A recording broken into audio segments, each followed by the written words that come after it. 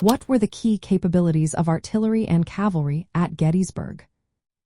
Imagine a battlefield where thunderous sounds and swift horses shape the course of history. That's what the Battle of Gettysburg was all about, especially when it comes to artillery and cavalry. These two forces had skills that could turn the tide of battle in a flash.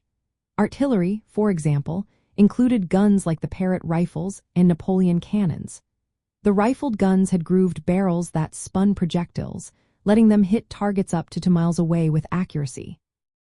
The smoothbore Napoleons, while shorter ranged at about 1 mile, packed a punch at closer distances. Artillery crews had a variety of ammunition, including solid shot for structures, explosive shells for troops, and canister shot that acted like giant shotguns against soldiers. This mix let them target both enemy formations and defenses effectively.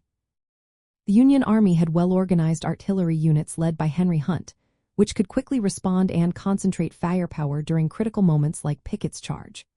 They positioned guns on high ground like Cemetery Ridge and Little Round Top, where they could fire long-range shots at Confederate soldiers trying to break through. Confederate artillery, on the other hand, tried to bombard Union positions but often struggled with coordination and leadership, limiting their impact. During the battle, Union artillery inflicted heavy casualties on advancing Confederate troops, especially during Pickett's charge, showing how vital artillery was in defending positions and shaping the fight's outcome. Cavalry, meanwhile, was all about speed and intelligence. Their main job was to scout enemy movements, guard the flanks, and give early warnings of attacks. They could quickly ride out to gather information or disrupt supply lines and artillery positions. At Gettysburg, cavalry actions were more limited because of the terrain and the focus on infantry and artillery. Sometimes they fought demounted or supported infantry in combat, but their real strength was in mobility. They could raid enemy lines and harass their supply routes, but in this battle, their role was more about keeping the enemy in check and providing vital information.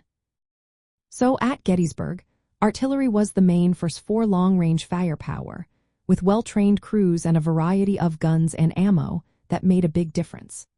Cavalry was the eyes and ears, moving quickly to gather intelligence and support the main fighting.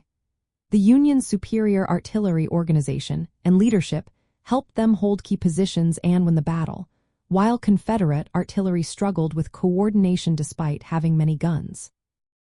Cavalry's swift movements added to the overall picture, but it was the artillery's firepower and strategic placement that truly shaped the outcome of this major Civil War clash.